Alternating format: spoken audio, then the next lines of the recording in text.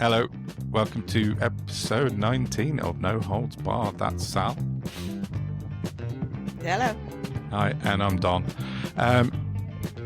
Before we carry on today, I just wanted to say happy birthday, Sal, for Tuesday. Thank you very much. That was this week. So, Another year older and wiser and freer of fucks. Yeah. Yeah, so we're back again Thursday afternoon for Friday, which is nice. I'm not... Like the Renegade Master. Back on schedule. So we'll get this out tomorrow, hopefully on Friday. So yeah, we're recording in an odd week, I'd say, with what's happened this week. And I think last week we were very right-wing reform heavy, weren't we? And I think the temptation is there to be that again this week because of what's happened. But we need to try and keep away from that for the whole podcast, because otherwise we're going to get... I think I'm already getting tarred on Twitter with the brush that I'm obsessed with the reform, but... That's because I've just told you you're only allowed to talk about reform now because I cover everything else. Yes, I'll just tell me that we before have to weigh it evenly, you see. Before we started, Sal just said, no, you're not allowed to talk about the Tories. That's mine. I've got all the other little bits of news. You've got all of the rest of it. Well, I sent you a screenshot this morning, didn't I, of my initial notes, and it's just Reform Roundup, and it's just like me screaming into the void. It's been crazy again. Don, let me tell you something. It's not your fault. And we know it's not your fault because, as regular listeners will know, I don't like a second of talking about what I'm now going to recall, after 100 defections, the Reformatives Limited Political Company. I like it. It's catchy. Right? Yeah. And because of that, I decided early doors that this week I was going to talk about anything else. So I think I messaged you and I said, we haven't done a bit on mental health yet, so let's talk about that, because we're people with brains, so definitely, we can do that. And then I had an experience in Warrington with some rabid children on Sunday, and I thought, I'll talk about that because this is definitely an increasing issue. Yeah. 24 hours ago, the video of the child in Dundee came out brandishing weapons. And then that got hijacked by the right wing and reform. Did. And then today, Richard Tice comes out opining on mental health. There's just no getting away from them. I know. No matter what we do. Pardon me. And also, just FYI, I will be medicating during this podcast because I have a very serious operation next Tuesday and I need to remain calm. Yep, no worries. So, yeah, that'll be happening at some point, probably when you're doing your bit. Okay. But I do have a weekly roundup of general bits of news. Shall I go forth with that? Yeah, let's start with that, definitely. Go for it. If you want to expand on the inevitable links that are everywhere, then great. Of course. So we had the story continuing on from Angela Rayner having legs. She's now bought a second home. How dare she? We've got a big problem with billionaires. New millionaires aren't the issue. That we should have more millionaires being created and, people having a second home, not like, I don't know, an enormous property portfolio like, say, Jeremy Hunt or Jacob Rees-Mogg, which is funny because Annunciata Rees-Mogg came out and had to go at Angela Rayner for, I think the headline was 3 homes Rayner. Well, one's her house, one's the property that comes with the job that every deputy leader has had. Yeah. And the other one is a holiday home. Now, lucky her. That's what people work for. That's the dream. Okay, that's fine. What I wasn't prepared for was watching the press preview on Sky News on Saturday, I think it was, and hearing the exact same opinion from Gawain Towler of the Reform Board. What? Very perplexed because it was a thoroughly reasonable position to take, and had me head scratching. Yeah, Don't know what which to is do with that. unusual from But, anyone out of the Reform camp. maybe there is a glint of room for reason within the Reformatives. Who knows? Yeah. Oh, fun thing today. Rachel Reeves is considering a national insurance tax on landlords. What might the upshot of that be, I wonder? Yeah.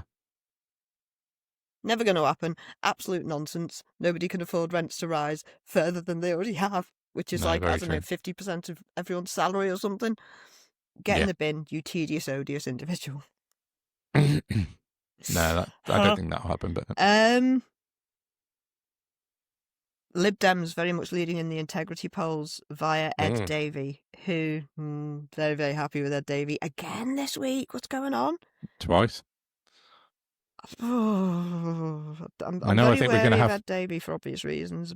We're going to have a praise for Ed section at some point, because it's happening all the time now. Every week we're talking about Ed Davey, and he's raising the stakes, as you say, in the integrity game. We might have to have a weekly Ed Davey sponsored award or something, name it after him, because The Davey Award. The bar is low, but there's literally nobody else doing it. Very true. He's refused to go to the state dinner with King Sausage Fingers and the Orange Man Baby, which is a brilliant stance to take. And who's going to follow him? Anyone else? Anyone at the back? Raise your hands at the back. Yeah. Let's just see about that. Well, I think I saw. I saw lots of responses to him saying that. All along the lines of it means nothing. You're a virtue signaling, blah blah blah. But I saw Ian Dale absolutely full caps on him last night, saying, "This is a pointless woke virtue signaling load of bullshit." Like, all right, Ian, settle down. Indeed. And as I said to Ian Dale, funnily enough, what did I equate it to?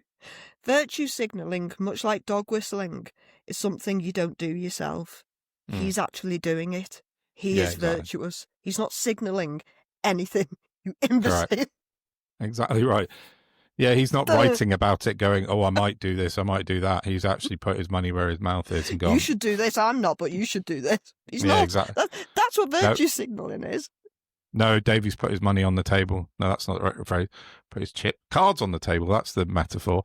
He's put his cards on the table and said, right, fuck you, Trump. Yeah. So good on you, Mr. Davey. That's brilliant. What else have we got? The Tories, they're just decantering themselves into reformatives. So aren't they just? Nothing doing there. Kemi's probably coming up with the next line to shock everybody into arguing with her that she doesn't really mean. Well, did you see her? I think it was yesterday. She's got a new website called rachelthieves.com, and she set up a website and a little avatar of Rachel Reeves, and it's called rachelthieves.com. And I just reposted and said I didn't think the Tories could sink any lower, but here we are at this stage, and they've gone. They've completely gone. That started earlier than I imagined. Sorry, Kemi Badenoch is... That's not a serious politician. That's a rage-baiting psychopath. Yeah, it is. It is. And I refuse to be baited by her raging. Anyway. The Greens leader vote ends this Saturday. I really must sort that out. All hail Zach, I'm assuming. You'd hope so. It depends whether you want the Green Party to be anything or not. Yeah, that's very true. That's the only choice. That's it. And I did want to end this segment just on a little PSA to Ryland Clark, who I don't think he's a terrible fella, but I think he's been caught up in the culture war nonsense, and he was caught very out of his depth on This Morning this week, repeating reform talking points. So I just want to show that I'm going to use you, Don. I sent you a text earlier. I gave you 2 questions to ask me. so that Rylan and the people in the cash for contester industry can understand how to handle things. So could you ask me the first question, please, Don? Certainly can. Sal, what's your opinion on quantum physics? I'm afraid I can't answer that question for you, Don, because I don't know anything about quantum physics. That's fair enough, and an Could you ask me the next completely question, acceptable please, Don? answer. Yes, question 2 I had was, Right. what is your opinion on this year's Premier League football so far? Football isn't my field, Don, so I wouldn't like to opine on it because my information would be nonsense. Thank you. Do we all understand what's going on now? This is it, exactly. Excellent. Thank you very much. So if anyone can pass that on to Rylan, that'd be smashing. I know. Isn't it just such a ridiculous state of affairs to have... Now because I genuinely think Rylan seems like a nice guy, and I've heard him on various podcasts, and he's a very funny man. Yeah. And like you said, he's been caught up in this culture war, and it is purely what you've just highlighted perfectly there. That is, that don't start talking about shit that you don't know anything about. And he's now found himself in his position where he's got people like Tommy Robinson. Consequential shit is the problem, though. Yeah, well, this Tommy Robinson's now like punting him out as this sort of hero of the far right. So is Liam Tufts. So all of that horror show on the far right are now trying to co-opt Rylan into their little gang of fucking assholes. And he's now stupidly found himself in this position. And I don't know why he said it, if he's been bamboozled by it all, but he fucking shouldn't have said it, should he? Well, we'll see how he handles it, won't we? Yeah. Is he going to use it for clicks and cash, or is he going to do the right thing? Well, you'd hope he doesn't need the cash, right? I mean, it's not like he's short of a bob or two. He's always on bloody television. So this is the question, isn't it, Don? How much is enough? Well, yeah, true. Very, very true. Yeah, it's a very odd one, and I hope... I don't know. I've got no skin in the game with Rylan. There's never been one that I don't go about looking for him on telly or anything. But when I have heard him, I've thought, oh yeah, sounds like a reasonable lad, down to earth. He's actually very, very funny. When he's been he seems like a really nice person. Yeah, and genuinely a funny guy. When I've heard him on like comedy podcasts and stuff, absolutely fucking had me rolling in tears with the stuff he comes out with. Oh yeah. Oh, he's very he was very down to earth. Yeah. But yeah, let's see. He's got decent advisors behind him, but I wouldn't hold my breath.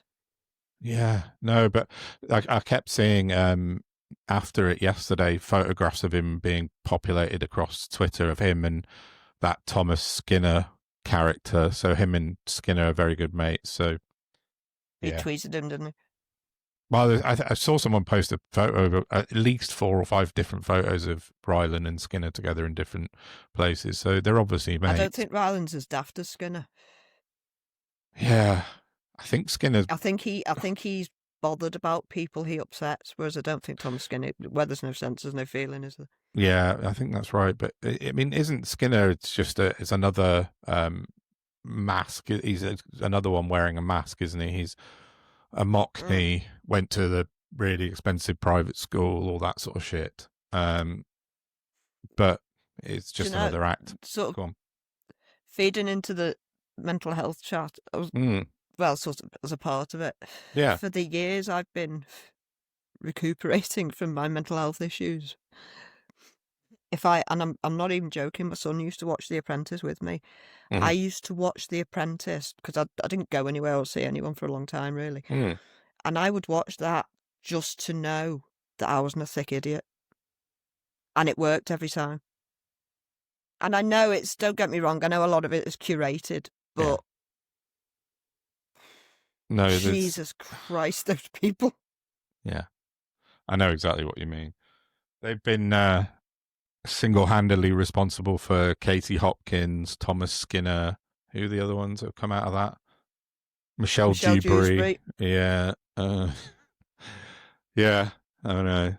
Never mind. All the people with no EQ and all the false confidence in the world. Yeah, definitely. Yay, capitalism. Yay, promoting people way beyond their talents. Yay. Yeah, I don't know. So yeah, Ryland wasn't on my list, but yeah, I forgot about what that was yesterday. So I hope he can get out of the. I think he needs to get away from it immediately because he's been sucked into that Tommy Robinson wormhole, and I don't think that's him at all. But I don't know him, so we'll find out. Maybe he is. What's the bet? And he'll do like a monologue to camera on This Morning. Yeah, Is everybody okay? yeah. I mean, he's got a Radio 2 gig, and he's on Radio 2 with his own show. You know, surely the BBC have got to show parity with what they showed Gary Lineker for having the political opinions. You know, and at least Gary Lineker's political opinions were, stop fucking killing people in Gaza. Yeah. Ryland's bigging up Nigel Farage, for fuck's sake. So, yeah. The country's biggest liar, on a par with Bojo. Yeah. Oh, yeah. I think equal, and those two definitely. So yeah, Odious, do you want to? odious creatures. Indeed, they are. Where do you want to go next? Do you want to That do was the? it, really. Well, that was my first bit. Yeah. Do you want me to do my reform roundup before the mental health chat, or do you want to have a chat about mental health first? Because I think. Oh no, do it first, because I'm sure we can come off it. Yeah, I mean, reform roundup this week. I could have written. Well, I have written. I wrote a 2,000-word article yesterday about it, and I wrote another article, 1,800 words the other day about Farage, which I think. And they were thoroughly excellent. Oh, thank you very much. One of which is going to be out in Byline Times in a couple of weeks. So, yeah, keep an eye on that as well. But it's a bit of self-promotion. Got to shoehorn it in somehow. Oh, you are flying, my friend. You keep I'm it going to up. put this up today. This rather excellent publication that came out today, which used to be the New European, and I didn't know they changed to the New World until our lovely friend Carol Hedges directed me to it this morning and said, "Oh, you got a nice mention in the New World magazine this week." I was like, "Did I?" What's the New World? So I had to run down to the post office and buy a copy. And lo and behold, they're talking about Ben Leo attacking me on Twitter last week. So that's quite interesting. What did it used to be called, though? It was the New European. Because I'd heard of the New European, but I'd never heard of the New World. Is it New World? Yeah, no, it's the New World now. It says, it says underneath, incorporating the New European. But they've gone flag Well, heavy. you're going all patriotic with a paper hat then, Don. I know, yeah. What was I talking about now? How did I get onto that? I managed just to shoehorn in some self-promotion without. Oh yeah, No, but my it articles. should be. It's incredible. Yeah, I'm writing up a piece for Byline on there on Nigel Farage. Basically, that one's about him. We'll talk about it more when it happens, but it's him going to Washington next week, appearing before the House Judiciary Committee in the U.S. Congress, which no other British politician has ever done before. Well, that was the whole kind of sort of tenet of my piece, was that it's, historically this would be treason. It really would, because he's not going there to, as his subscribers say, big up the UK and forge links. He's there in front of a committee of Jim Jordans to berate the UK. All over the UK. Exactly that. To talk it down, to say how bad we are, that we haven't got free speech. He says in front of the US House Judiciary Committee, you're not allowed to say anything anymore, as Stuart Lee often said. Anyway, that's for a couple of weeks' time. So my reform roundup could have been huge. But all I wanted to do was just mention their ridiculous fascist press conference that happened 2 days ago. Operation Restore Justice. It was all set up very... As I said, there wasn't many flags, so there's just one gigantic flag that they stood in front of, and they got their big shot of them in front of flags. They were dwarfed by it, to be honest. But the production design was good. You can't take that away from them. They spent a shitload of money on this thing, a lot of money. They've got a shitload of money? Yeah, exactly. Exactly. Ooh, remind me to talk about membership numbers with you at some point. Oh, sorry. What, reform membership numbers? Well, sorry, just as a very quick aside, Yeah, no, my go for friend it. sent me a screenshot of party membership numbers the other day because she's incredibly worried about Reform being the next government. Yeah. And she sent me the membership numbers for all the parties. Yeah. And Reform had something like 245,000. And I said, what you got to remember, Claire, is that loads of their rich backers have bought loads of memberships that don't actually belong to any human people as a tranche. That's right. To then be able to hand them out to people who don't really fucking want them. So nobody knows how many real members Reform have. Yeah, and they won't let an audit happen. Which in and of itself is undemocratic. Completely. In my opinion. Yeah, 100% is. Just no, that's fine. Yeah, no, it's Real Braverman, Suella's husband, let that slip a few months ago when he said, I think it was Christmas time, and he said, I'd bought several memberships for my friends. So, then hastily deleted that message. But yeah, that's right. I mean, Reform are still what they always are, is just a closed off business that won't open their books to anybody. How they get away with it, I don't know. But Starmer, if you're listening, fucking just audit them. Find out how to do it. Oh, he's Find fucking AWOL, isn't he? On holes with his trotters up still, yeah. I know. He's doing a reshuffle. He's doing a reshuffle, isn't he? But we'll talk about that after. But it's only a mini reshuffle of civil servants and spads. It's not even, there's no ministers or anything moving around. But yeah, so Operation Restore Justice. Yeah, this was like an hour or so press conference they did. Nigel Farage spoke for about 10 minutes. It was pretty dull. Nobody really applauded. There was loads. There was about 50 or 100 maybe, let's say, definite Reform subscribers. They'd bust in to sit in the audience to applaud. And then there was about 20 or so journos as well for the questions afterwards. But when Farage spoke for 10 minutes at the beginning, he didn't really say very much. It was all a bit waffly, a bit kind of mood of the country, civil disorder. He kept saying that 3 or 4 times. He said that because he's desperate. Because we've nearly got through the whole summer with it without him kicking off again, or riots or anything kicking off. So then he said, I'm going to hand over to our head of Doge, Zaya Yusuf. And Zaya came on with the stage presence of, some roadkill badger or something. He's not a personable guy. He's not a likable guy. He's a joke. He is a joke. But Farage, I think, doesn't like him very much either. I think we were texting and you were saying that he, like... Farage's face every time his little monkey jumped in was unbelievably hilarious. Exactly. They do not get on. There's a big tension there, isn't there? And I wrote that at the beginning he was a bit edgy with butting in, but by the end of it, he was like fully confident to just sort of shift Farage over. He's like elbowing him out of the way.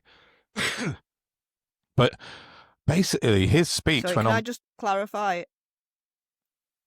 Just don't want to over-egg my pudding, but when I called him a monkey back there, I meant as in organ grinder and. Of course, yeah, no, just for, Yeah. No one's gonna think that of you or us. It's not, that's not a unless there's an out of context NoHoldBarred Twitter account pops up somewhere. But yeah. So Yusuf, hey, send me viral. Oh yeah, it might for all the wrong reasons. Anyway, yeah, I can always edit that out. But Yusuf's speech was about 9.5 minutes. And I sat in the morning, about 5:30 in the morning, I put it on, listened to it from start to finish again. I made notes. I'm saying writing, I didn't write them, I typed them up. But his speech was unhinged. It was full on fascist, far right dog whistling.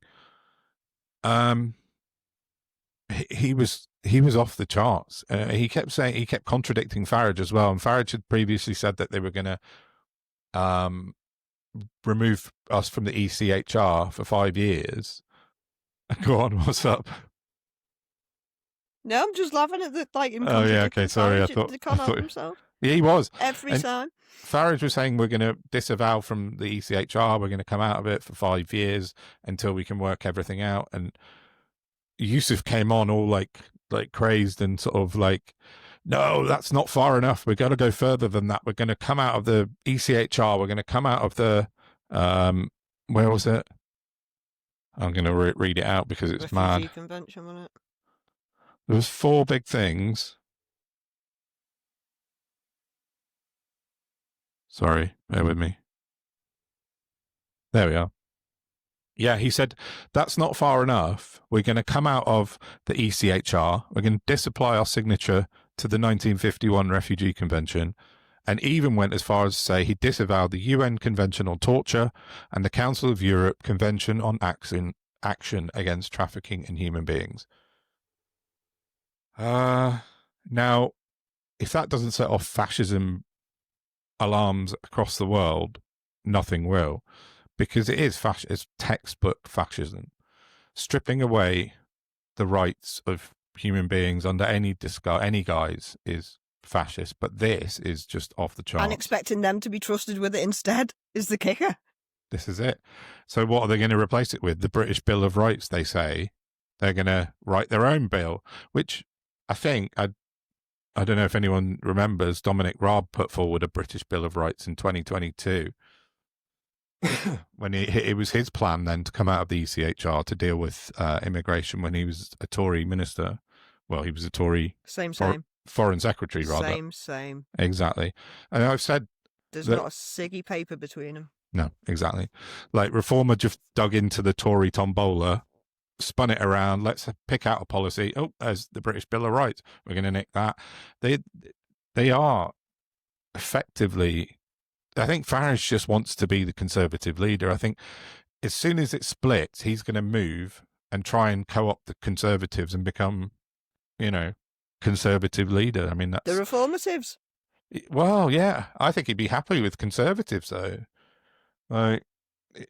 But then how's he going to assuage all the Tories that he's pulled over to Reformatives? No, I don't know. Yeah. When he suddenly jumps back. I mean, fuck's sake. The 101 whatever Tories he's nicked. Yeah. Come back. We'll go back to the Tories. Yeah, fuck knows. I don't know. It's a massive mess. Go on. Who was it posted something earlier about Farage? Oh, I can't remember now. It might have been Claire Hepworth.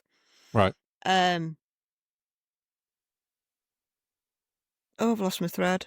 But I think he's just over and above all of the performative shit. I'm still of the opinion the man's literally his role under the establishment is just to be a paid contrarian to disrupt.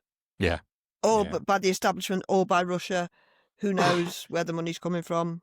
We still, we need to, if we could prove where his money's coming from, he'd be hied off into space. I know. Yeah, I wrote similar something the other day that, he doesn't want to be Prime Minister. It's too much hard work. He would actually have to work for a living if he was a PM. And he hasn't got that in him. He's not he doesn't have the work ethic.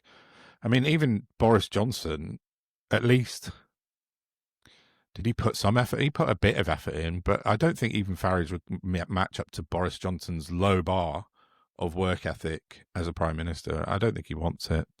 As you say, paid contrarian. I think that's it for him. I don't think... Right, I'm going to say something here, and I really don't want to be misconstrued, so let me get my words carefully.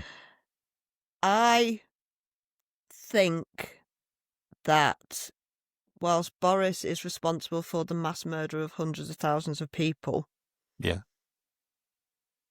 I don't think he has the sadistic streak that Farage has. I think Farage has less...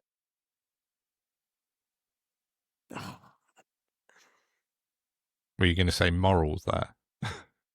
No, that'd be ridiculous. Neither of them have got one between them. No, okay. I think there's something eminently likeable. Whether you like him or not, there is something eminently likeable about Boris when you're in a room with him. Mm-hmm. Farage doesn't have that. No.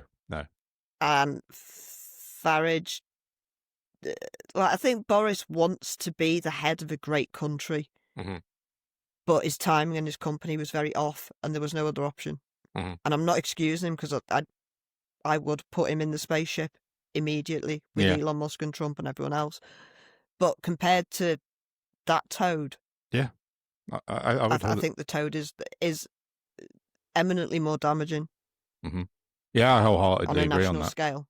I think Johnson. I just they're differently evil. Yeah, I mean, I don't know if Boris Johnson, would you put him as evil inherently? I don't think I would put him like that. He killed hundreds of thousands of people without giving a shit, so that thousands of millionaires and billionaires could profit. Yeah, he's evil. Okay, all right. I'll take that back then. But he's out to kill everybody. That was Fuck Sunak, the pensioners. They're going to die anyway. No. Yeah, no, that's fair. That's fair. But I do know what you're saying. It's my think, definition of evil.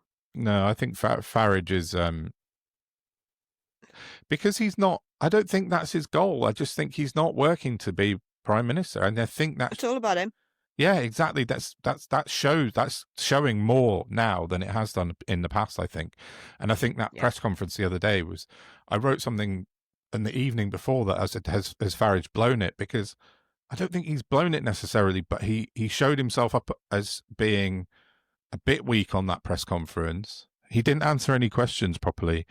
Some people on Twitter kept saying, "Oh, at least he answered questions, not like Starmer, who never answered a question." And I was like, "Well, did he?"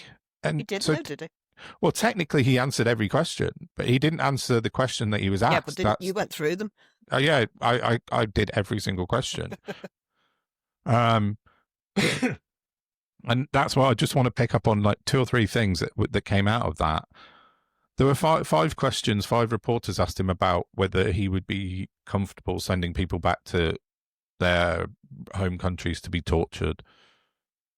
5 different reporters: BBC, ITV, Sky News, Channel 4, Channel 5, and one other. I can't remember, the PA maybe.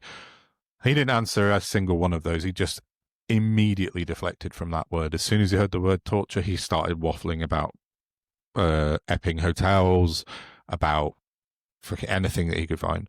And Reform has become this party of whataboutery now. They don't like being questioned. People are cottoning on very, very slowly that if you ask him specific questions, they won't answer. He'll just move on and move aside. He's the master of waffle and divert, Farage. So the torture question never got answered. So then who asked him specifically about the Taliban?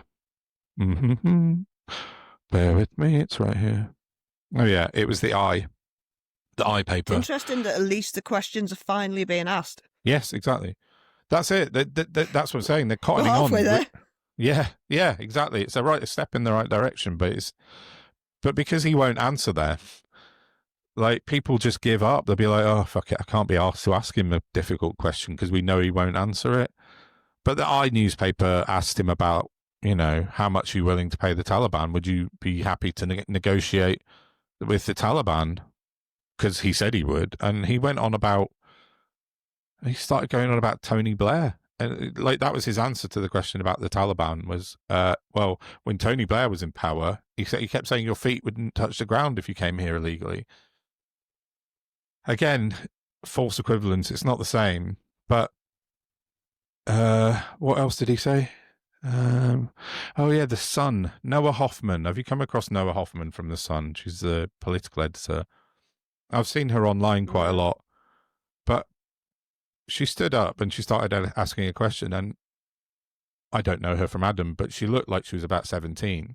It's a very young woman to be political editor of The Sun.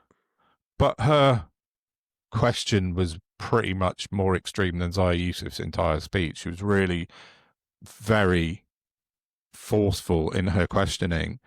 Why is Keir Starmer putting foreign rapists above UK citizens? That was part of her question. Definitely not leading, obviously. And she said to him, there's 4 years to the election. How are you going to continue to put pressure on the Prime Minister? Or how are you going to... Farage just sort of gave her a look and started laughing with his smug grin, saying, "Do you really think there's going to be 4 years to the next election?"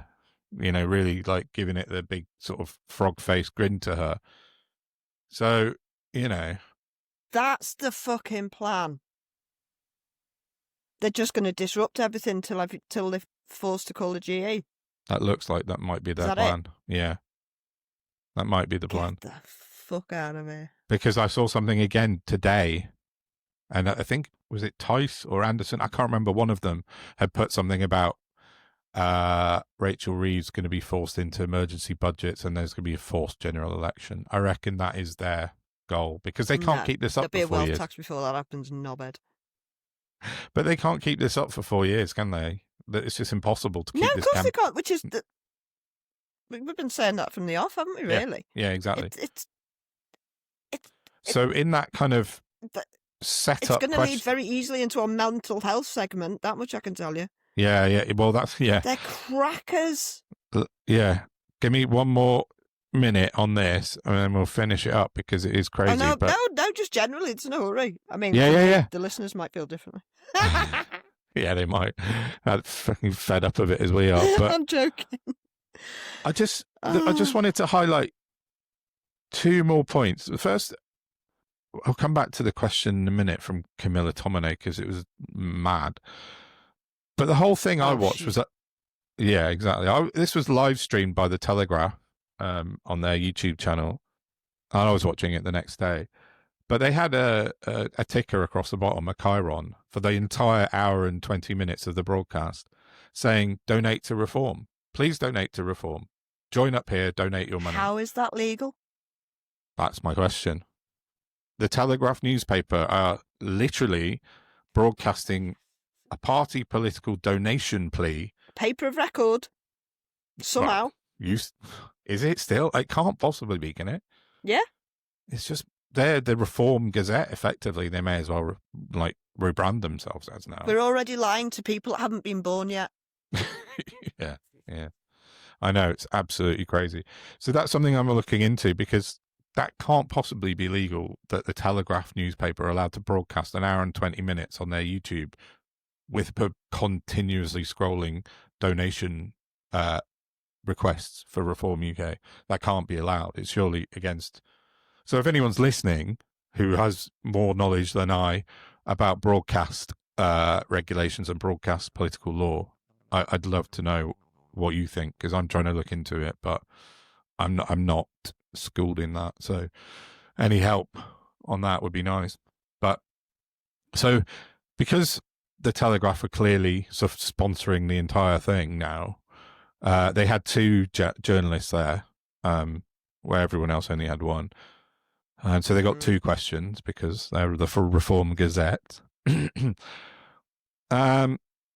second question was from Camilla Tominay, and she was asking about... There's 1.3 million people on the housing waiting list in the country. Would you ensure that British people were first? And then she just said... Doesn't work like that. Then well, no. I mean, that wasn't really her question, because then she just said straight away, immediately, she said, "And Angela Rayner's got a new second home. Should MPs be allowed to have 2 homes?" So, Farage, because Farage She's asking Farage, who has how many? 4 in the UK that we know of. All bought since Brexit as well. No, so I think 3 since Brexit and one before. But that's he why changed... Gwen Towler was being reasonable. How many houses is I knew there'd be an answer. How many does Tice own? Hundreds, I think. He's got a huge... How many's Towler got? Yeah, I don't know. No idea about him. But Farage, obviously...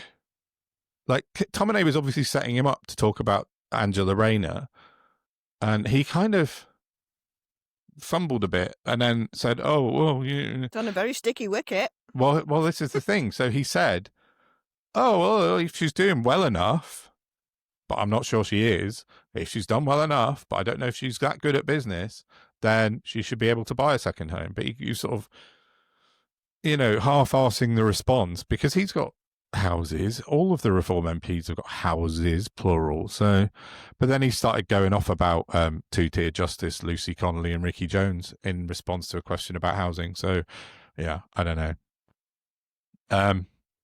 The one, yeah. So Anna Gross from the FT asked him about and pointed out to him that the UK is only 17th in the list of European countries for accepting migrants. We're way down the list. 17th. Negligible almost. Yeah, exactly. What did he think about that? And he started ranting about Jean-Claude Juncker, Angela Merkel, Brexit. And then he went on for about 4 minutes about Brexit and how he was always right. It was all about him. He said, if you let one in, millions will follow. And he literally said, and I put it in quotes, I was alone in being right about this from the very start. What? So going to have some more medicine, I think. But that just shows you Farage's ability to be asked one question and answer three different ones. You know, yes, he answers the questions. This is not healthy human behavior. No, it really isn't. Any metric. It's not. And the fact that he had this entire thing was broadcast from start to finish by the BBC News Channel, BBC Parliament, GB News, Sky News, Talk TV, The Telegraph, LBC News. Oh, Don. I hate to break it to you, love, but I tried to pull it up to show somebody the interruptions because they were very funny. And I didn't actually get given the option on YouTube of any British channels. They were all from Asia. Is that because of your VPN? Like the Hindustan Times and stuff. So that cunt's global. Oh yeah, no, it is as well. Yeah. But just in the UK alone, how you're getting the four main news broadcasters, including two from the BBC, like it's mad. It's absolutely given mad. How little traction everybody else is getting. Yeah, 4 MP parties like the Green Party, or 72 MP parties like the Liberal Democrats don't get an iota of this kind of coverage. Not even remotely close. And where is Michael Gray to be found exactly, the head of Ofcom? He's pointless, isn't he? The whole Ofcom body is completely and utterly pointless now. It's worthless. Yeah, it really is. It's,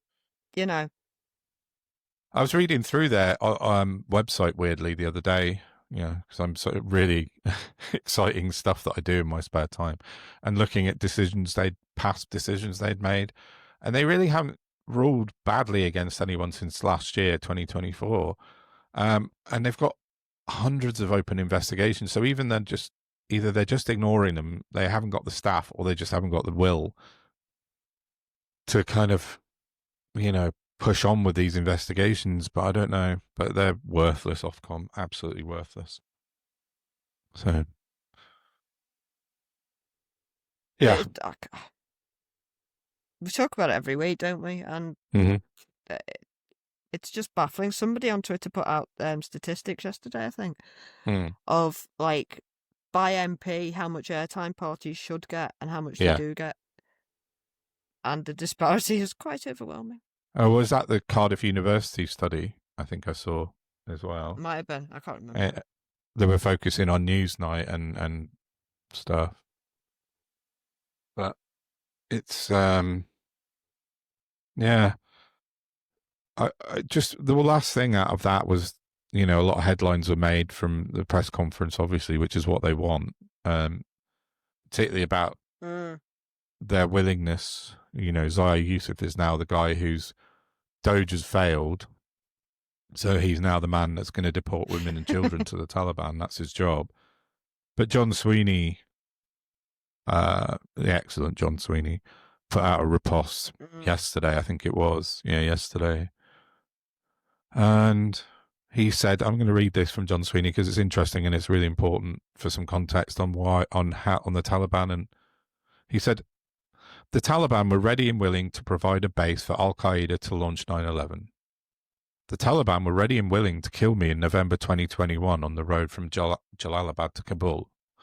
The Taliban did kill Harry Burton, an Australian cameraman for Reuters, Julio Fuentes, a Spanish correspondent for the Madrid-based newspaper El Mundo, Maria Grazia Cutuli, an Italian correspondent for the Milan-based daily Corriere della Sera, and Azizullah Haidari, an Afghan-born photographer for the Reuters news agency on that day, and countless others.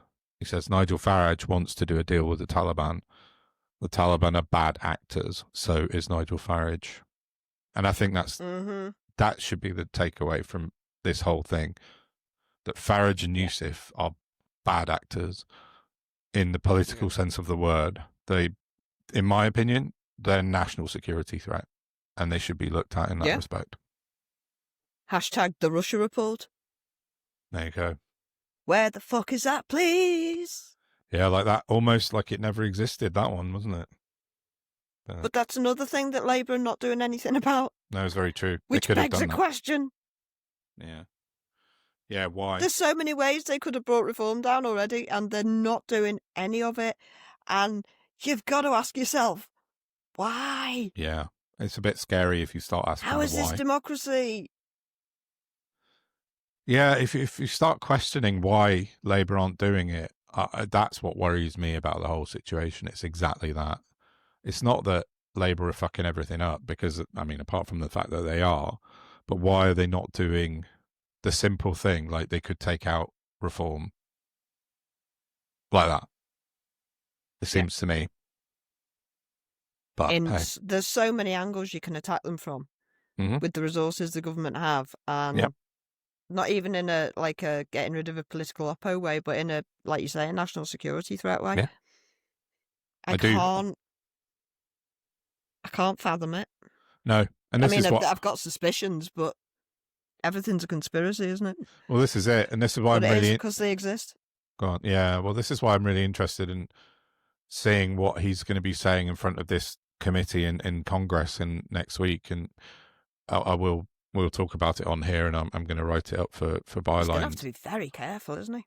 Wow, this is what I'm wondering, how buoyed he'll be, how kind of overconfident he might feel. But I don't know. There's one thing I did notice that he said. He was on sort of caught on mic a bit when he said to Zaya Yusuf when he came on.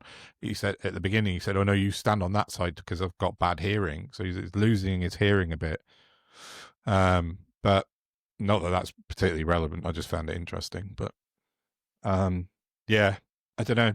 Overconfidence might do for him at some point, but we shall see what they come up with in next week in America. When all the other normal politicians are back at work in Parliament, he's swanning off to Washington, D.C. to sit in front. Isn't he in Washington when Trump's here, or have I made that up? I'm not sure. I can't remember when Trump's coming. October, is it? But I thought it was September. Is it September? Well, he's going. I'm wrong. He's going there next week. Yeah, he's in front of the judiciary. The 12th of September rings a bell for some reason, and I think I looked at buying train tickets. Oh, right, okay. I'm not sure. I just meet you in Birmingham instead. Yeah. Oh, yeah. Saturday. Can't wait.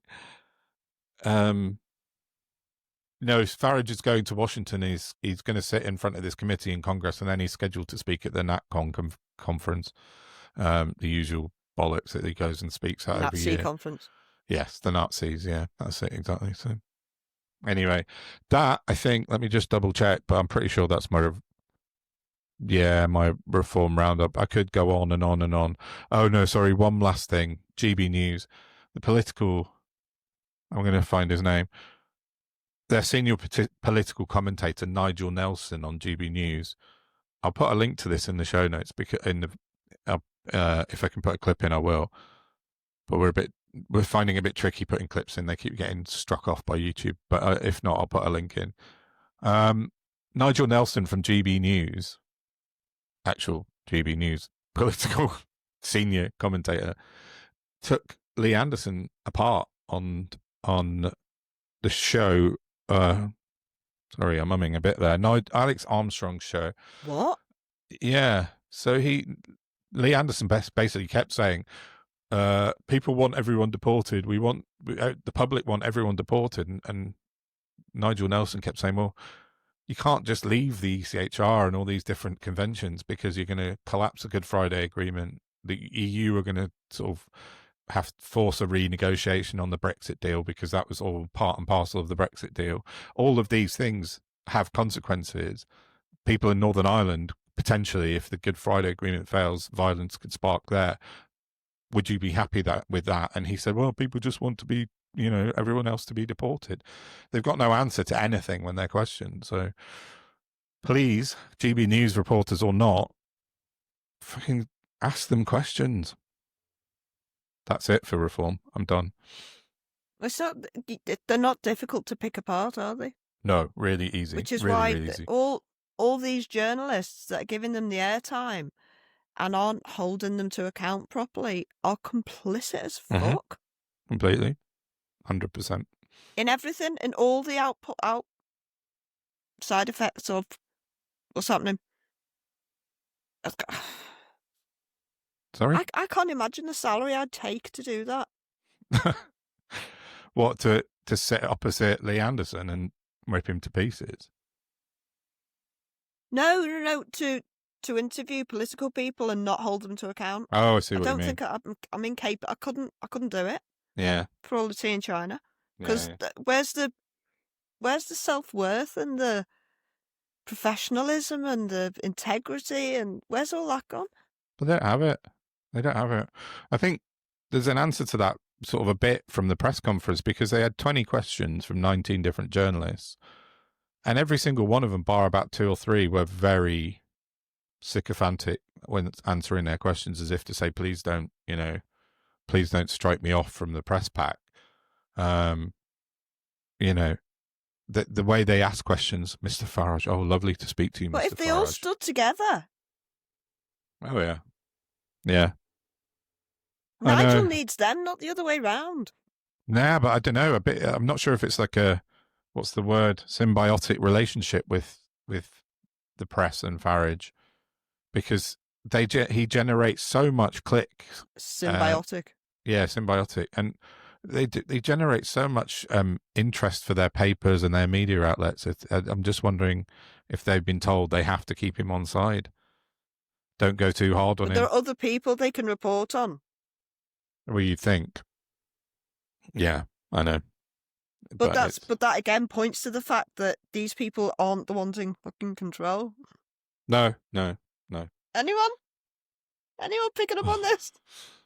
Well, us, but that's it. Yeah. Well, and Ed Davey, actually, to be fair. Back to Ed Davey again. Well, yeah. He called it out today on Radio 4 this morning. He said that Brexit and the Tories was to blame for the small boats crisis currently. And he's not wrong, is he? Factually correct. Yeah, proven exactly. by data. Exactly. Carol Cadwallader put it out this afternoon saying, there you go, it's not rocket science. What Ed says. It's true. Do you know what we should do? Go on. We should have a weekly Carol Hedges Award for common decency. Yes, that's a nice. I would, yeah. What say you, Carol? Happily do that, definitely. Yeah, the Carol Award. Yeah, that would be good. Yeah, let's think about that. Right, I'm done. I'm not going to try. I say I'm not going to talk about reform anymore, but I bet I do. So let's move on. Well, I was just going to ask you, because I obviously have had a lot of depression, anxiety, and CPTSD to deal with throughout my life. Exacerbated incredibly by, the government and all their doings. But I wanted to talk to you about it because you're, for all intents and purposes, a regular Joe with a regular family. Mm-hmm. And I wanted to ask how the political landscape affects you. Yeah.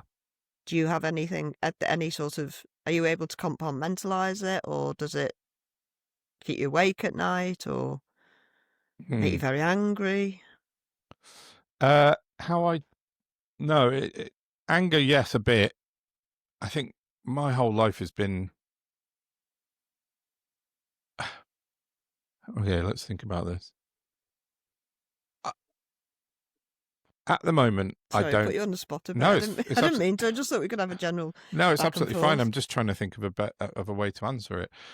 As things stand right now, I'm not gonna like make any pretense. I'm not in a position where I need to worry too much about things. I don't have any overarching worries financially or kind of family wise or Yeah. anything like that. I'm fortunate right now, but my whole life I have not been like that throughout my life. I've had periods of my life. They were talking about homelessness the other day on the radio, and I was thinking about it. I was thinking there's been 2 or 3 times in my life where I potentially could have been homeless.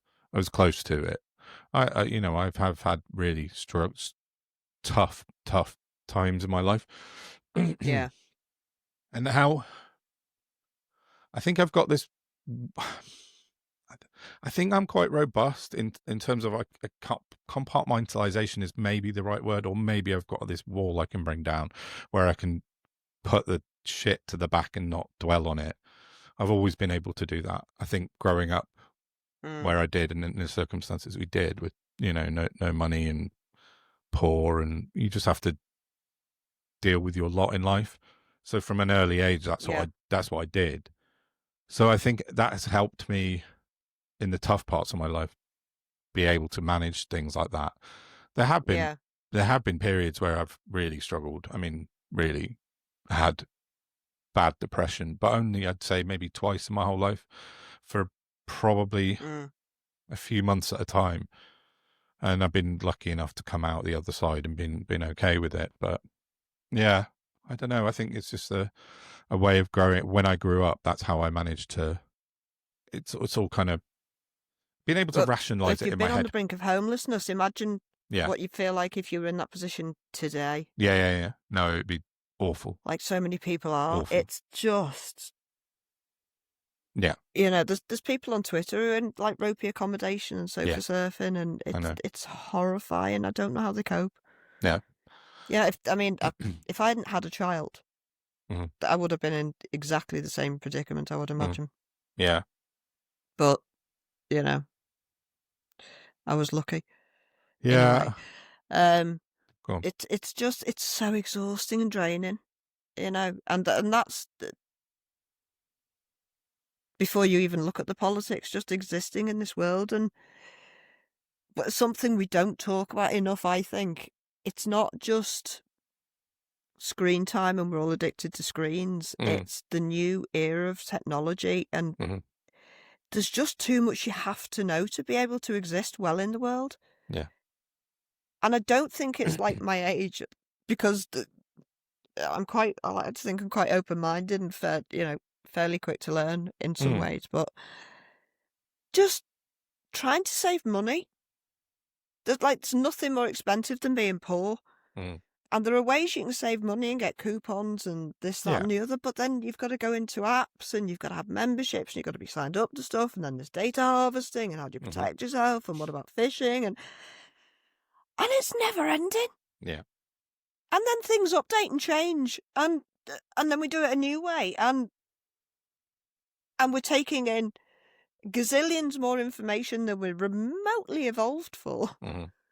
I really need to talk about to a neurologist about that at some point, because it must be a thing. Oh, definitely. We're not programmed to evolve as fast as technology does. It's taken us millennia. Yeah. And then virtually overnight, we're supposed to turn into these fucking supercomputers just to exist. Yeah. No, I know.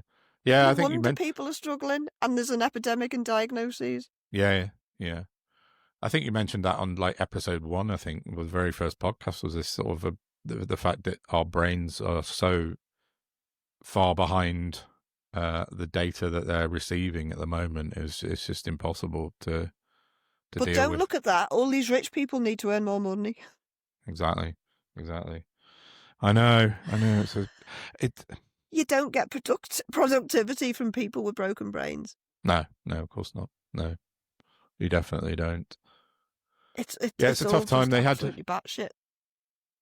I've been listening to LBC again a bit while I've been in the car this week, and they had Ben Kentish was talking about homelessness He was, first of all, he was talking about young people out of work, and lots of young people called in and said they can't get a job. They've tried to get jobs, they just can't get. There's no jobs out there, or it's the volume of people trying to apply for the same position where they're struggling, and so youth unemployment's like through the roof at the moment, and all the big companies, as you keep saying, are blaming the national insurance rise from Rachel Reeves, going, oh well, we're going to have to, like, that's going to reduce our profits by like 0.03%, so we're going to have to lay off 6,000 people and not hire anyone for 2 years, rather than take a dent in profits, because they can't, they won't. The greed is just the problem. Yeah, that's exactly it, right? It's just and pure. You're right, because my friend who I referred to earlier that I was talking to about whatever it was, she's the one who's got the son in his 30s who's got a first in English, can't get a job for shit. My son is 19, finished college a year ago. Raging SEN problems. Very intelligent to have a conversation with, but you ask him to explain something or do some maths, he just falls to pieces. And he's been trying to get a job for the last year, and he's had a couple of sort of bit jobs here and there, but always 0 hour contracts. So in the end, I got a place in St Helens called The Ways to Work, and I went in because I'd read that they do supported apprenticeships for SEN kids. Okay, he's 19, cool. And they've put all this money into something called Trailblazers in Liverpool, which is over the border, but sometimes we're included with them. So I'm just trying to get my placement somewhere, really, because his mental health is in the toilet. Yeah. From COVID, from the isolation. He's now got raging social anxiety because he spent too long indoors on his own. It's horrible. And I'm having to manage that. And I went in and I said, look, I heard about this Trailblazers thing in Liverpool, and I know that there are supported apprenticeships for SEN kids. I'm trying to get my son integrated into that because he's just floating around unhappily. Set an appointment up. She ended up ringing him. Comes off the phone, and he's never the most vocal at reporting back to me. But I said, so what did you say? She said, sending him a CV or whatever. Right. Did she mention apprenticeships? No. Did she mention supported placements? No. It's just the same old shit. Yeah. What the fuck? I literally went in specifically to talk to her about those two things. Yeah. To talk to my son to get him into one. And then she rings him up and just puts him on the regular email list that he's already on. Yeah, it's no good, is it? And we wonder why kids can't get jobs. I know. Fuck me. I know. So, yeah. I think it must be really difficult for kids, particularly of that sort of age, like you say, 19 through 25-ish, maybe up to 30, who really struggled during COVID. But now they're sort of come out the other end of it. They're trying to get a job, and they're all trying to go for the same jobs. And so the companies are going, no, fuck off. We're not putting a dent in our profits. So we'll put you on a 0 hours, which is another result of greed, right? And we might pay you, we might employ you, we might not. Go home, we'll ring you. And that's fucking devastating, I must imagine, to be in that position as a young person. Because at least when I was a kid, I mean, I worked from the age of about, I don't know, when did I get my paper? Around about 12 or something, and I worked my whole life, always had a job. I was 14. But I was always able to, I was in catering and bars and stuff, so I was always, there was always jobs about. So it was always okay to get a job. I think I signed on a couple of times when I was in London for the first time, but it didn't take long before I found something. And so, but that atmosphere doesn't really exist anymore. And I think I was at the tail end of it 30 years, 20 years ago, whatever it was. Well, go on. I bounced through a few jobs when I was younger. Well, a few different career paths. Yeah. And I never got sacked, but I left the jobs because I ended up really unhappy in them. And to fill in between, I'd go and do bar work, and it was always available, except now they've brought in the smoking ban, and the pubs are shut down. Yeah, that's true. So, and the price of booze has gone up so high that even more pubs are closing down. I know. Yeah, it's that sort of Cannabis cafes, that's what we need. Yeah. But it is that self-perpetuating. Marvellous. No one's ever died from smoking cannabis. No. Oh, it didn't. Directly. Yeah. I saw. Oh, fucking hell. Who was it? Oh, yes, I can remember. Peter Hitchens, that bastion of fucking arseholery, was on GB News trying to blame yesterday's school shooting on marijuana. Oh, you're doing it now. What's that? Doing what? Peter Hitchens was. What he was doing? Sorry, I'm not hearing you very well. All right, go on. Peter Hitchens was on GB News and he blamed the school shooting yesterday in America on marijuana use. So.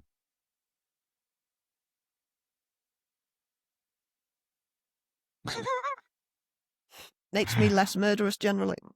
Yeah, well, yeah. Thankfully. Unless it's Peter Hitchens.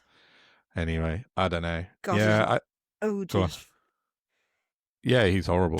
What's wrong with them? I don't know. Well, we know what's wrong with them. Well, we know what's wrong with him. On the back of the... he just wants to be his brother. But yeah, go on. Yeah, so just while we're talking about children, Mm-hmm. as I mentioned at the top of the hour, the right wing stole my separate topic from me.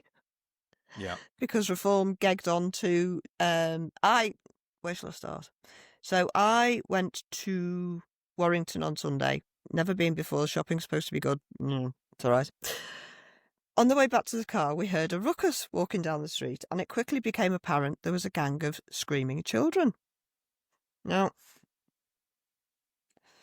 when I say screaming children, I mean like 15 kids ranging from 3'2" up to about 6 foot tall. Yeah. All at best teenagers, certainly no older. Mm-hmm. Seemed quite young. I tried to video it, mainly because I wanted them to stop doing what they were doing. They were trying to murder a bin that was bolted to the floor. But it sounded like they were trying to kill a person or something. Yeah. They were so rabid and high-pitched and just pathologically unhinged. They weren't like kids messing and shouting and screaming. They were like screaming with every last cell in their body, just trying to get this bin moved that was bolted to the floor. It was baffling. So I started filming it. It was in front of a takeaway in a corner shop. Obviously, people were just like, that's not me, unfortunately, in that situation. So I got my phone out and I thought, I'll film it and then I can just send it to the Rozzers and, because these kids are neglected and abused. Mm-hmm. Healthy kids don't behave like that. No. Naughty kids don't behave like that. They weren't naughty. They were bonkers. Mm-hmm. To the point where, I was fine in myself, but my entire body was shaking for about 10 minutes afterwards because it was just, they were rabid. Mm-hmm. And I was with my friend who's 6'3", so I was in no danger. But as soon as they saw me filming, why is she filming, the stupid cunt? Mm-hmm. Oh, you fat bitch, go and fucking kill yourself. Perfectly normal response to a woman just walking down the street doing that with her phone, wasn't even looking at them. Wow. Absolutely beyond. Now, we've had trouble in this town with kids. I think probably every town has because, we shut youth clubs 30 years ago. Yep. And they've got nothing to do except look at screens or roam around on the streets. But we seem to be reaching fever pitch. And then, of course, I switch on Twitter on, was it yesterday? I'm sure what day it was, but yeah, earlier there's a in the week. video of a 12-year-old girl in Dundee brandishing a machete and a hammer, screaming at a fella who has been proven to have done nothing wrong, and accused him, because he's an immigrant from, I think, Bulgaria. She said he attacked her and beat her friend up, and he did no such thing. In fact, I believe the child's mother attacked the man's sister in reality for nothing, because clearly not psychologically well and needs to be in a mental health unit. Yeah. It doesn't take a psychologist to see that video, work that out. That kid is abused and neglected and needs help. Yeah, Now, yeah. why don't we have that help? Why has she got to this stage? Because support services and social services, they don't exist anymore. Yeah, there are none. They've all been cut because of austerity. Yeah. That would be why her mother never got any help and why she's infected her own child with the same fucking upbringing she probably had. I know. It's mad, isn't it? You don't need to be a quantum physicist to understand this stuff, Don. No. No, you don't. And it's just being roundly ignored. Yeah. We are failing our children across the board. Oh yeah, completely failed in large parts. And that whole story about the girl in Dundee got so blown out. I think it actually happened last weekend, but it got co-opted, as you said, by the far right. And then there was all these memes going around going, she's going to protect us from immigrants and all this shit. To the point where I saw, yesterday, I've got it here, the Police Scotland issued a warning over the misinformation being shared in relation to that incident, because it's got so out of hand. The police have had to step in because it was just a Bulgarian couple, and they've been in the country for 4 years, so they're here legally. They lived in Dundee for 4 years quite happily, and this young girl went off the rails. And what did she have? A machete and an axe in her hand, one in each hand. Yeah, it was an axe, wasn't it? Not a hammer, sorry. A machete I mean, and an axe. What 12-year-old kid has access to those kinds of weapons, please? I know. What I noticed from the video... Seriously, what kid has access to those weapons, and what kid sees fit to go and find them to go and attack somebody? Well, exactly. No, they shouldn't. I mean... But not a healthy one. If you watch that video, and the part of it towards the end, she's walking away and she just puts the machete down her trousers like you see in the movies, as if, she's done this a million times. It wasn't, I just saw that. I was like, oh, that's not the first time you've done that, is it? She obviously walks around with this machete in her trackies and, and just whips it out and starts attacking people. It's fucking mental. As you say, the culmination of fucking decades now, two decades of austerity and support services been absolutely annihilated. Yeah. This is the result. It was ever thus, and we need to do something about it. And the trouble we've got is the likes of Generic. In fact, there it is. Fucking bastard jumping on my topic. Dick Lice tweeted earlier, overdiagnosing mental health in young stretches state to the brink. Completely unsustainable, needs reform, in upper capitals. Send is totally out of control and risks bankrupting many councils unless totally reformed. Yeah. So you're saying that people reacting perfectly naturally to unnatural conditions is something the country can't afford. So how are you going to make that sustainable? Pretend it's not a problem and just keep ignoring it? Yeah, who knows? I know. They're utterly morally and intellectually bankrupt. They should be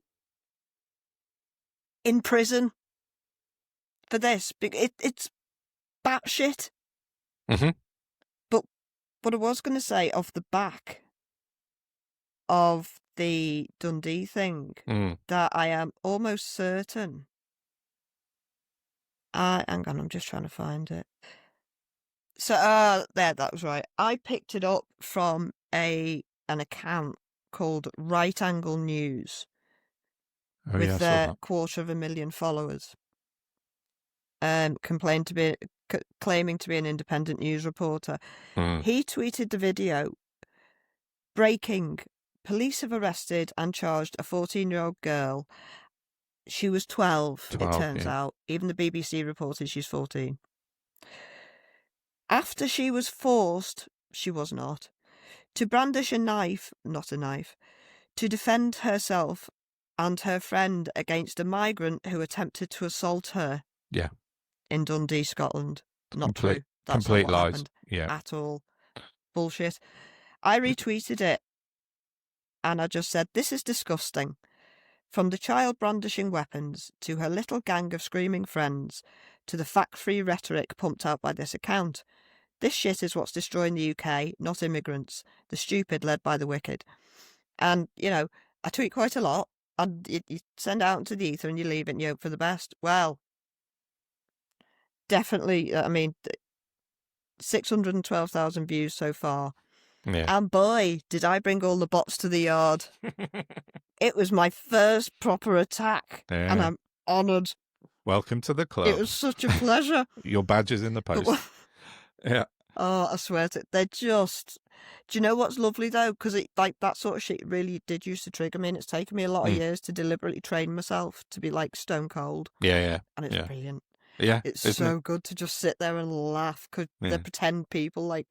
But some of it is just outrageous, she says. I mean, obviously we had that got tagged with "I find retards" a lot. Oh, yeah. Because they just want Musk's attention, don't they? Yeah. I hope one of those migrants says hello to you soon. Mm-hmm. I mean, a lot of them... That seems to be the kind of go-to response for a lot of these bots and trolls. I'm a Marxist. Oh, yeah, There's nothing badass about you. You would be happier if a group of migrants raped her than you are that she brandished weapons to defend herself. Cool story. Yeah. That's the textbook response now, isn't it? They just send you these replies going, "Oh, you don't care about women and girls?" Then, like, well, yeah, obviously I do, but that's got nothing to do with this situation. Got over like...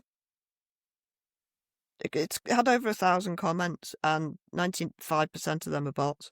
Yeah. So I win this week's Bot Attraction Award. Get on me. Indeed. To block them all.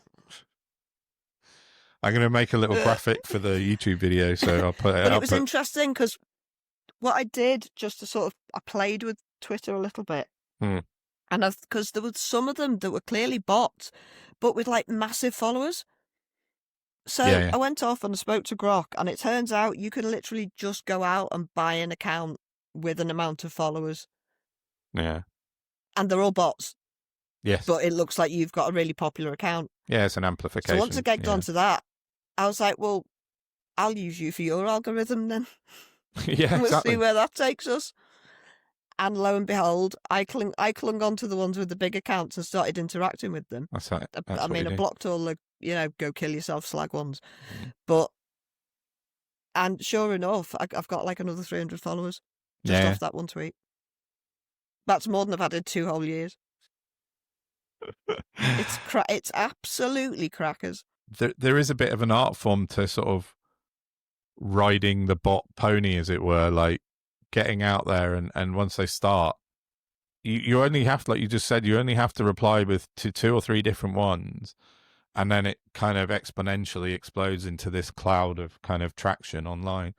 So, but that's what, the right wing have been doing successfully for a while. The other side of it, our side of it, the real normal people side of it, don't seem to have that ability to weaponize the kind of bot farms yet. So, but this is what I'm talking, like when I was saying before about mental health and how much stuff you've got to know to be able to understand how to get things done. Or definitely the tricks of the trade, as it were. Switch it on and off and I can shake it, but after that I'm all out of ideas. Yeah. Just talking about that bot thing, I looked through my bookmark, and I have a bookmark on Twitter called NoHoldBarred Saves, because I just read so much, and I just stick it in that little folder on Twitter and go and come back to it, like if I'm going to talk about it or I'm not. And I forgot about this, but Emily Thornberry was on LBC yesterday morning. I think she was covering from James O'Brien. They have different MPs or different ex-MPs on every morning. And obviously she got so much abuse on Twitter. And one of them... they got Cleverly in today, haven't they? Yeah, I heard a bit of him, actually. I'll mention him in a second. But someone said a comment to Emily Thornberry, and it just says, do us a favour and fuck off. So she wrote back to him in Russian. and I had to translate it, obviously. And it just says, do me a favour, fuck off bot. But in Russian, she wrote it. And I thought that was quite a nice touch from Emily Thornberry, actually. So, yeah. It's a very nice touch, and it annoys me because I recognise so many of her characteristics. Makes me a bit uncomfortable. But I just thought that was a nice, excellent response from Emily Thornberry to the bot bullshit. Yeah. So, it's crackers, yeah. I mean, she's got personality. You can't take that away from her. Yeah. Yeah, I heard designed. I heard James Cleverly this morning on when I was in the car again, and I genuinely think that if he was the leader of the Conservative Party, they'll win the next election. Hot take. That's what I think. He's a personable guy. Fuck off. I know. I seriously do. I 4 think years after destroying everything. he's. I'm taking this completely objectively. Like if I extricate myself from everything politically, if they put James Cleverly into the leadership of the Conservative Party, I think they've got a good shout. With what Starmer's doing now, and he's a different type of person to the rest of them. He seems more compassionate and normal. And he's not. I know he's not. And there's millions of things we can find that's wrong with him. But I reckon if the Tories want to have a modicum of success at the next election, that's the man for them. But I'm not saying I like the Tories or I like him. But you've been really what? I just don't want to give him any ideas. Oh, I know. Too late. I don't want to give him any ideas. Yeah. No, I agree. I don't want the Tories back. Nobody wants the fucking Tories back. But yeah, that was just something I thought this morning while I heard him on the radio. I can't see it. No. 4 years is a long time. And it's a very long time. It's a very long time. I still can't see them being able to encourage the amount of unrest that would require a GE. No. Yeah. Yeah, that's fair enough. Adam Brooks has sailed very close to the wind with this one. And I don't know how people are becoming aware, aren't they? Councils are becoming aware. Because I believe, wasn't the legal action ongoing in Epping? It's happening today. It didn't just start because of the protests. There was already legal action in place. Was there? That there hadn't been a change of use or something about the building. Oh, that's right. It was a planning regulation, wasn't it? It hadn't been. Could be wrong, I'm sure. Yeah. Yeah. No, you're right. It was a planning issue. Or the protesters got them on a technicality, but I'm sure I heard that it was something that was already going through. Yeah, no, I think you're right on that. I think it was planning. And they're all trying to claim victory for it. Well, that's going through the appeal today. I'm just going to flick up the news to see if it's on there. But oh, yeah, that's actually happening today. The appeal. So right. So what else have we got? Oh, well, I'm pretty much done, to be honest. Yeah. Just looking now at my notes. 9.5, is it? Hour and 27. Yeah. Hour and 27. Oh, yeah. Oh, yeah. Just for the second mention in the pod, I just wanted to mention Enunciata Rees-Mogg because I had a little thing with her this week. Not in that fashion, Jesus. What? Careful now. Jesus Christ. Yeah. Okay. She put a post out a couple of days ago. There aren't many things that would end this podcast, but that is one of them. That's it. We're finished. Right. I'm off. No. Jesus. God, no. Can you imagine?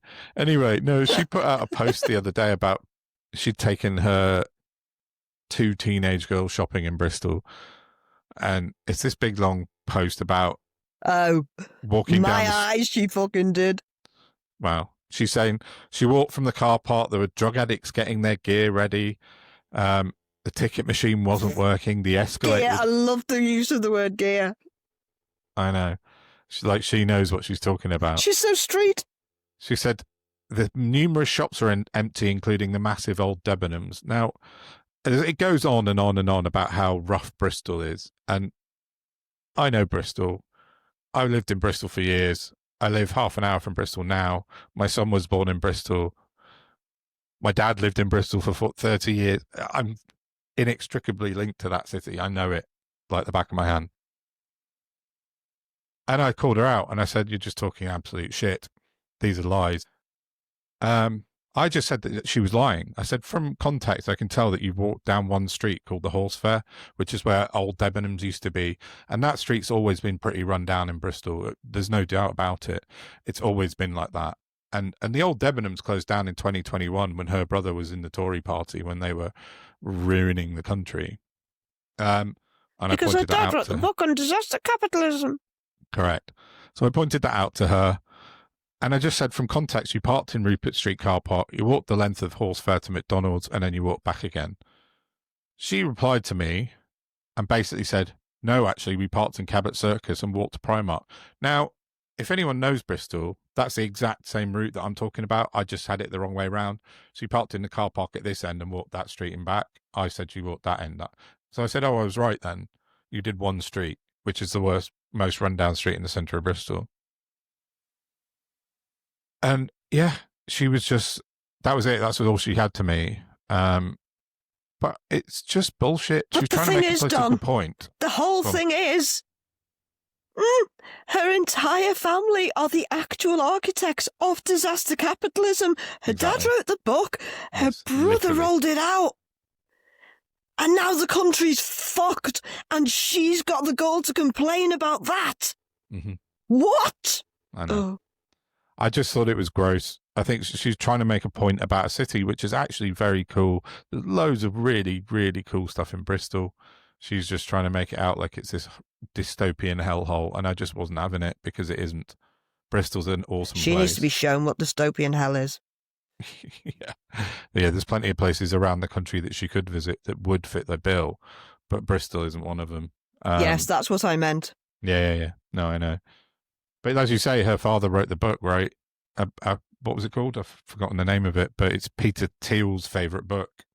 Sovereign Individual. Sovereign Individual, that's it. Peter Thiel modelled his whole entire work ethos off this book that Jacob Rees-Mogg's father wrote. I actually tried to read it about a year ago, I think. Somebody sent me, you can get it, like, free copy of it somewhere. Oh, somebody sent it to me, and I got about halfway through the first paragraph, and they tried to start invoking the mythical gods.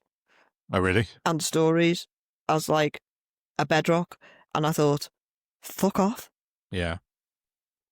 Because I like tangible reality. Yeah. But these I don't billionaires... like a manufactured plot that enables you to kill it, like steal everything. Well, these billionaires are sort of fascinated by these mythological stories, aren't they? Musk's absolutely enraptured by these things, and Peter Thiel's the same. They're like... They're delusional. Yeah, that's exactly what I was about to say. They're not attached to reality, are they? They like to live their life in this fantasy land, and because they're worth $500 billion, they can. So, yep. Mm-hmm. That was one last thing. I've just segued into something myself, which I don't normally do. Musk has stuck his oar in again. Did you see this? Musk is joining forces with Tommy Robinson and Ben Habib to take on Reform and Starmer, I suppose. Not really. But they're splintering the far right even further. He's very much backing a hobby horse in the Grand National with that, isn't he? Yeah, he really is. He really is. But as I said, he's detached from reality, isn't he? So, anyway. They all are to varying degrees, and that's the fucking problem. Mm-hmm. Definitely. So, yeah.